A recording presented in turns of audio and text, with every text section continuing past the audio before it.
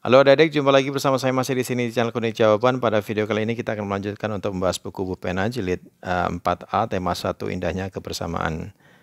Tapi sebelumnya seperti biasa saya ucapkan terima kasih kepada adik-adik yang sudah subscribe channel ini atas dukungannya, dan terima kasih juga bagi yang selalu menonton iklan-iklannya tanpa di-skip. Semoga kalian sukses dalam belajarnya. Bagi yang belum subscribe silahkan di-subscribe jika video ini bermanfaat untuk adik-adik semuanya. Tanpa memperpanjang waktu, adik-adik silahkan dibuka bukunya halaman 64. Di halaman 64 ini ada Ayo Berlatih Bahasa Indonesia. Petunjuknya ini ada di atasnya. Guru membaca satu persatu paragraf dalam teks lampiran teks 3, lalu siswa diminta membuat peta pikiran berisi gagasan pokok dan gagasan pendukung setiap paragraf.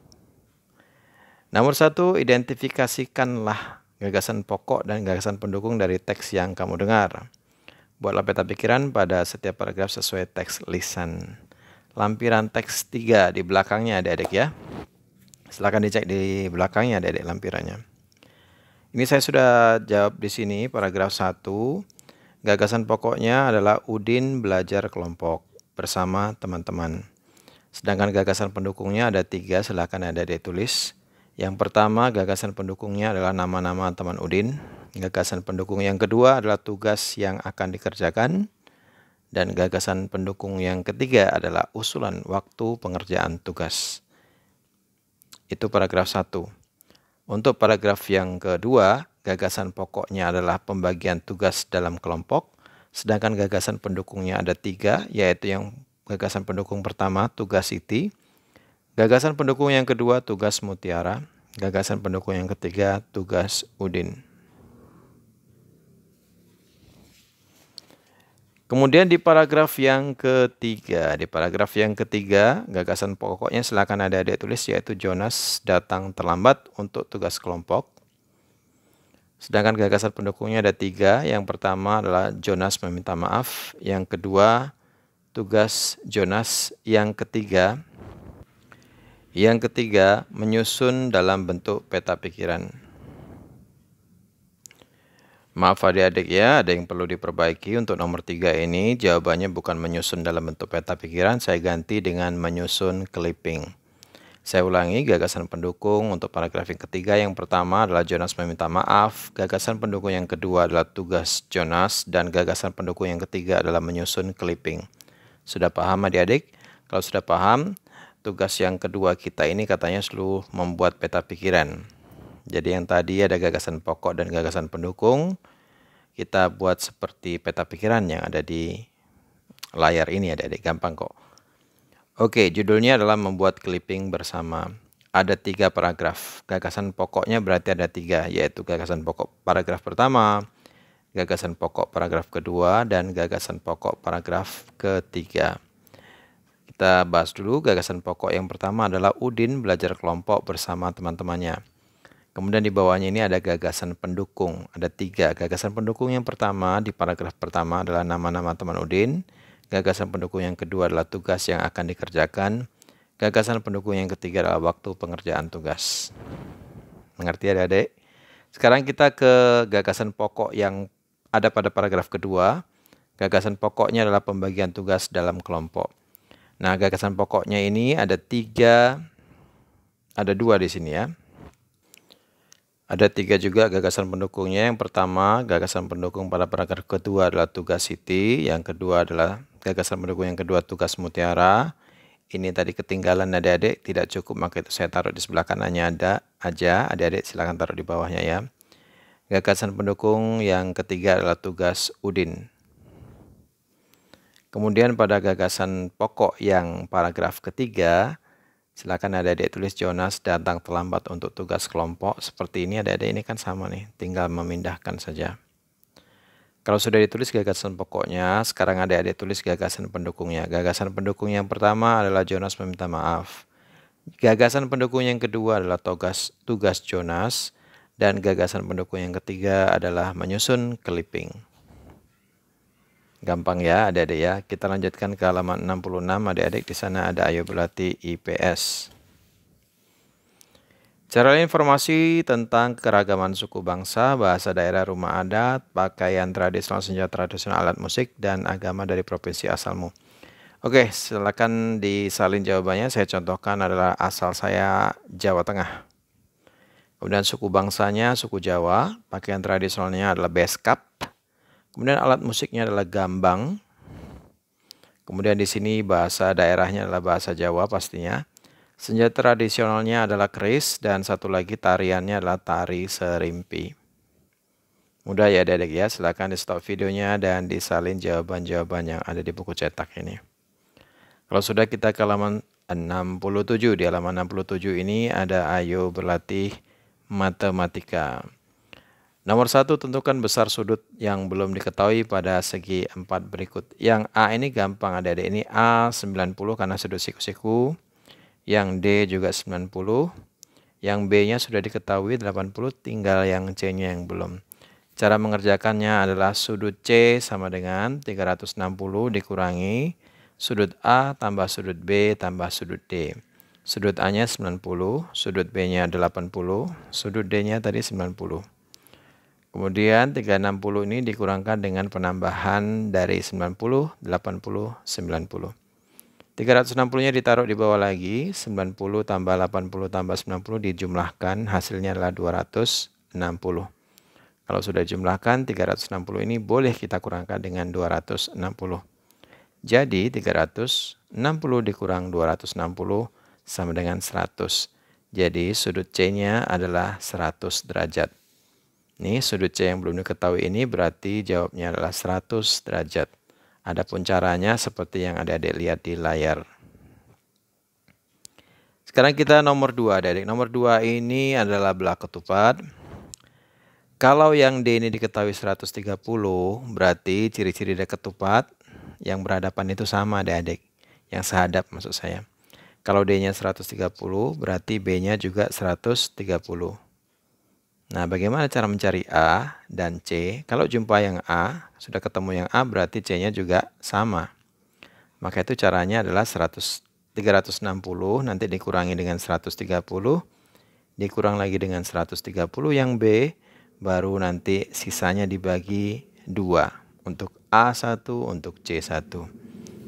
Untuk lebih lanjutnya, untuk lebih detailnya kita lihat ini.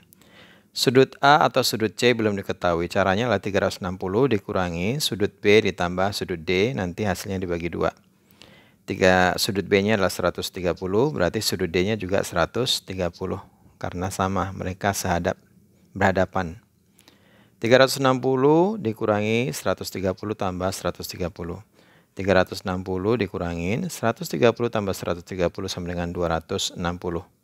Sehingga 360 dikurang 260 hasilnya adalah 100. Kalau sudah dapat 100 jangan lupa dibagi 2. Karena ini yang dicari adalah sudutnya 2, yaitu sudut A dan sudut C. Maka itu hasil 100 ini jika dibagi 2 hasilnya adalah 50. Berarti kita bisa tulis seperti ini adik-adik.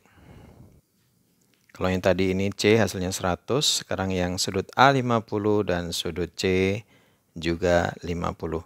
Sehingga kalau 50 tambah 50 tambah 130 tambah ini 130, jika ditotalkan semua hasilnya adalah 360. Nah, silakan diulang lagi penjelasannya adik-adik jika masih belum jelas atau kurang paham. Sekarang kita menuju ke nomor 3. Sebelum kita ke hitung-hitungannya, nomor 3 ini sudah diberi tanda bahwasanya yang sisi ini dengan sisi ini sama besar. Berarti sudut B dengan sudut D ini sama. Kalau sudut B-nya 85, pasti sudut D-nya ini juga 85. Yang belum diketahui adalah sudut A dan C. Nanti kalau salah satunya ketemu, tinggal dibagi 2. Oke, caranya nomor 3. Sama seperti nomor 2. Sudut A dan C sama dengan 360 dikurang sudut B ditambah D terus dibagi 2. 360 dikurang 85 tambah 85 dibagi 2. 360 dikurang 85 tambah 85 sama dengan 170. Nanti dibagi 2. 360 dikurang 170 sama dengan 190. Jangan lupa dibagi 2. 190 dibagi 2 hasilnya adalah 95. Jadi sudut A-nya 95 dan sudut C-nya juga 95. Jadi kalau ditulis kira-kira seperti ini adik-adik. Yang A 95, C-nya 95, sedangkan B-nya 85 dan D-nya juga 85. Mengerti ya adik-adik ya? Kalau sudah kita ke halaman 68, di halaman 68 ini ada ayo belati PPKN yang bagian atas ini adik-adik. Perhatikan gambar-gambar berikut, ini ada gambar permainan egrang, permainan kelereng, dan permainan congkak atau dakon kalau di Jawa ya. Nomor 1 pertanyaannya, tuliskan nama permainan tradisional pada ketiga gambar tersebut. Yang pertama, maaf adik-adik saya tidak nampak, ini saya kira egrang ini tadi, maaf ya adik-adik ya, ini bukan egrang, rupanya dia sedang, wah gambarnya gelap, oh dia sedang bermain tali adik-adik, sorry ya adik-adik ya, saya ulangi, yang pertama, ini namanya lompat tali, yang B-nya adalah kelereng, dan yang C-nya adalah bermain congklak. Saya ulangi, ini bermain lompat tali, yang B bermain kelereng, dan yang C bermain congklak. Ini dia jawabannya. Sudah disalin adik-adik? Kalau sudah, kita lanjutkan ke nomor 2-nya. Pertanyaannya, tuliskan manfaat setiap permainan tradisional tersebut. Manfaat permainan yang A, lompat tali, adalah kelincahan, ketangkasan, kerjasama, kelompok, dan strategi. Adapun manfaat permainan yang B, kelereng, ketangkasan, kerjasama kelompok, dan strategi. Dan yang manfaat permainan C, congklak, adalah ketelitian dan strategi. Kita lanjutkan ke nomor 3. Sikap apa yang diutamakan dari setiap permainan tradisional tersebut? Jawabannya adalah sikap yang diutamakan adalah jujur dan adil dalam setiap permainan. Yang nomor 4 pertanyaannya, apa yang terjadi jika kamu bersikap mau menang sendiri pada setiap permainan? Jawabnya adalah akan terjadi perselisihan dan pertikaian. Kita lanjutkan ke halaman 68, bahasa Indonesia. Nah, adik-adik silakan baca dulu, dengarkan teks lisan yang berjudul Cendol dan Dawet. Kemudian nomor 1, buatlah peta pikiran pada setiap paragraf sesuai isi teks lisan. Dan nomor 2, buatlah ringkasan berdasarkan peta pikiran tersebut. Kita buat dulu peta pikirannya di Cendol dan Dawet itu. Ini judulnya Cendol dan Dawet. Di Cendol dan Dawet itu ada 3 paragraf adik-adik ya. Ada 1, 2, 3. Ini paragraf 1, gagasan pokoknya silakan ditulis asal daerah minuman cendol. Dan gagasan pendukungnya ada 3. Gagasan pendukung yang pertama, ciri-ciri minuman cendol. Gagasan pendukung yang kedua, cara penyajian minuman cendol. Gagasan pendukung yang ketiga, nama lain minuman cendol. Itu paragraf pertama. Kalau paragraf kedua di bawahnya. Paragraf kedua, gagasan pokoknya adalah tempat cendol dan dawet dijual. Gagasan pendukung yang pertama, silakan ditulis cendol dijual pedagang keliling.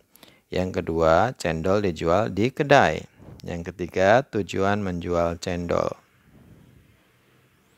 Sekarang kita menuju ke paragraf yang ketiga. Gagasan pokok pada paragraf ketiga adalah silakan ditulis cara penjual menyajikan cendol. Sedangkan gagasan pendukungnya adalah tujuan variasi penyajian cendol. Yang kedua, gagasan pendukungnya adalah dampak kepada pembeli cendol. Tidak ada gagasan pendukung yang ketiga saya tulis di sini. Silakan adik-adik tulis ulang. Ini dari atas saya kasih sampai ke bawah. Silakan stop videonya dan disalin jawabannya. Kemudian untuk nomor 2 kita membuat ringkasan. Ringkasannya silakan ditulis adik-adik, cendol adalah minuman khas dari daerah Sunda. Namun di daerah Jawa Tengah minuman cendol disebut dawet. Cendol dan dawet biasanya dijual di pasar, dijual oleh pedagang keliling, dan dijual di kedai. Penjual cendol menyajikan dalam berbagai variasi rasa sesuai selera pembeli. Silakan stop videonya dan disalin jawabannya. Baiklah adik-adik, sampai di situ dulu perjumpaan kita pada video kali ini. Semoga video ini bermanfaat. Jangan lupa diulang-ulang pelajarannya biar adik-adik makin paham dan makin pintar. Bagi yang sudah subscribe, terima kasih atas dukungannya. Bagi yang belum, silahkan di subscribe. Jangan lupa di like dan di komen dengan sopan dan di share kepada teman-temannya agar mereka juga dapat mengerjakan tugas-tugas yang ada di buku Pena Jilid 4A tema 1 Indahnya Kebersamaan.